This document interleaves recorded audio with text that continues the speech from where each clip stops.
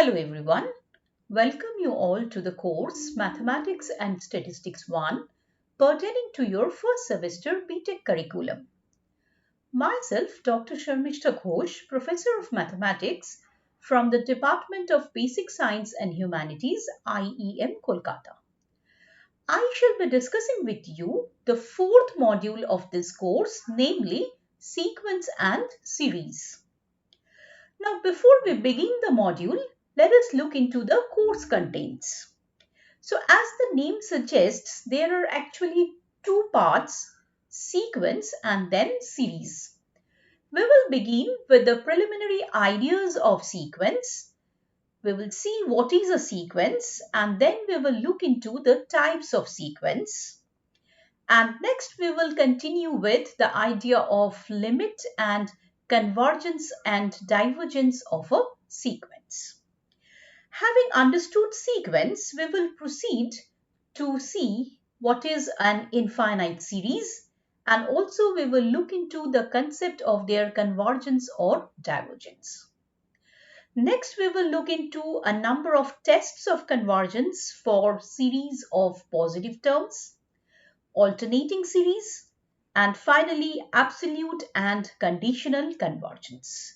So, what we will learn at the end of this module? We will actually learn to distinguish between a sequence and a series. Also, we will learn to determine the limits of sequences and also to find the convergence and approximate sums of infinite series.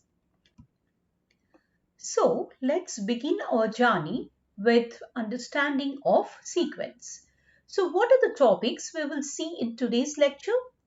Firstly, we will see the definition of sequence, and next we will continue with learning of different types of sequence, namely infinite or finite sequence, real or complex sequence, then monotonic sequence and bounded sequence. So let's proceed to see what is a sequence. But firstly, we will see an informal definition of sequence. What is that? A sequence is simply a list of numbers written in a specific order. And this list may contain finite or infinite number of terms. And accordingly, the sequence may be finite or infinite. So let's see some examples. The first one contains the members 3, 5, 7, 9, 11. Now, obviously, this is a finite list of numbers and therefore this is a finite sequence. The second one contains the members 1, 2, 3 dots in and it continues. So, therefore, this is an infinite sequence which is nothing but the set of all natural numbers or positive integers. The third one, let us observe, it's a very special one because all the members are 1. So, such a sequence is called a constant sequence. But these dots tell us that it is a continuing sequence. It contains infinite number of terms and therefore this is also an infinite sequence. Now, note one thing that the members or the elements of a sequence may be real or complex numbers also. So, this again gives us the classification that a sequence may be a real sequence or a complex sequence depending on what are the elements or the members of the sequence. Now, please note that as per our course of study, we shall be dealing only with real infinite sequences. Let's now proceed to see the formal or rather the mathematical definition of a sequence. Firstly, we see what is an infinite sequence. An infinite sequence is defined to be a function f of n whose domain is the set of all natural numbers. That means for each positive integer n, we get an element of the sequence given by f of n. On the other hand, a finite sequence is defined as the function whose domain is the set of first n natural numbers. So this gives actually a finite sequence of length n because we will have now n number of members. The values usually denoted by an, which is nothing but f of n, taken by the function f, are called the terms of the sequence. And the sequence is usually denoted by an written in curly braces or in a more explicit form as a1, a2 dots, an again dots and written in curly braces. So let's see some more examples, but from now on we will see only infinite sequence. So the first example here is the sequence an containing the elements 1 by 3, 2 by 4, 3 by 5, 4 by 6 and so on. So if we observe this set of elements clearly, we can see that this an or f of n, which represents the nth element of the sequence, can be represented actually as n by n plus 2, where of course n is any positive integer. The second one, having the elements 2, 8, 18, 32 and so on, we may observe that in this case an may be represented as 2n squared, where n of course varies from 1, 2, 3 and so on. With this, let us now proceed to see a monotonic sequence. We will see two types of monotonic sequence actually, a monotonically increasing sequence and later on a monotonically decreasing sequence. So what is that? A sequence an of real numbers is said to be monotonically increasing if a1 is less or equal to a2, less or equal to a3, less or equal to dots, less or equal to an, less or equal to, and it continues. That means an is less or equal to an plus 1 for all n equal to 1, 2, 3 and so on. That means for all n belonging to the set of natural numbers. So this otherwise means that the elements of the sequence are continuously increasing. And the most common example we can think for this case is nothing but our sequence of natural numbers, because we know that of course the elements or the members are continuously increasing. In fact, in this case, we can write this relation as an less than an plus 1. We have a strict inequality.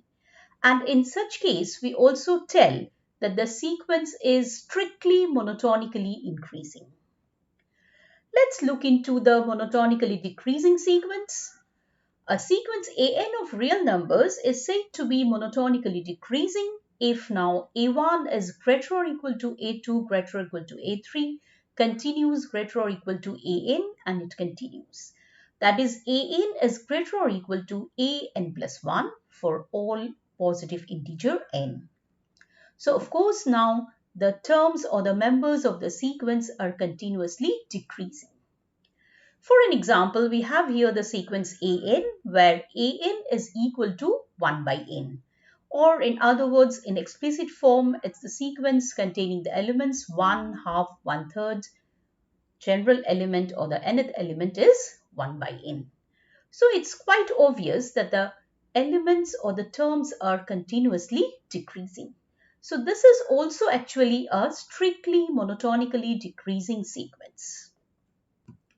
Let us now proceed to see what is a monotonic sequence.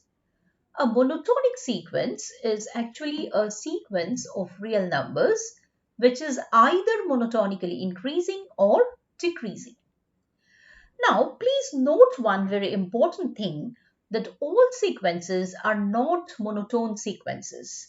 That means there may be sequences which are neither increasing nor decreasing.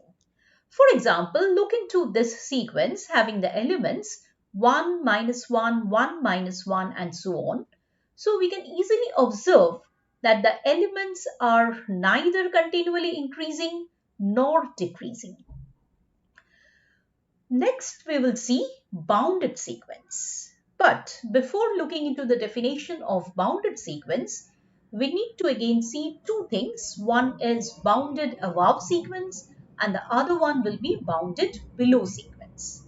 So what is a bounded above sequence? A sequence AN of real numbers is said to be bounded above if there exists a real number capital M such that AN is less or equal to M for all n equal to 1, 2, 3 and so on. So this means actually that each element of the sequence cannot exceed this real number capital M. And this capital M is called the upper bound of the sequence. For example, we have here the sequence AN where the nth element is 1 by n. So we can easily see that this sequence is bounded above because each element of the sequence is less or equal to 1. Next, bounded below sequence, we can easily guess what is that. So now a sequence will be said to be bounded below if there exists a real number small m such that each element AN is greater or equal to small m for all positive integer n. And this small m is now called the lower bound of the sequence. Now, for an example, we just see our sequence of natural numbers and we can easily see that each element is greater or equal to this first member of the sequence 1 because it is actually a monotonically increasing sequence. So the lowest element is the first element. Let's now define the bounded sequence. A sequence AN of real numbers is said to be bounded if the sequence is both bounded above and below. Please note this important word both. So the sequence has to be both sides bounded. Otherwise, a sequence is said to be unbounded. So let us look into a few examples. The first one is the sequence AN where AN is equal to 1 by n. And we may easily observe that this sequence is both bounded above and below and hence a bounded sequence because here AN lies between 0 and 1. The next example is our sequence of natural numbers and this is an unbounded sequence. We may observe that this is bounded below by 1 actually, but there exists no upper bound. Example number 3 is the sequence AN where the element AN is 2 to the power n minus 1. That means in the explicit form it contains the terms 1, 2, 2 squared, 2 to the power cube, 2 to the power n and so on. And this is also an unbounded sequence because here again every element AN is greater or equal to 1 so it's bounded below but it is not bounded above. The last example, the sequence with the nth element as cos n pi is a bounded sequence because cos n pi always lies between -1 and +1. So this sequence has both a lower bound and an upper bound. With this, we will close today's session. In the next lecture session, we will take up some examples and see how we can check a given sequence is bounded and or monotonic. So thank you and goodbye till then.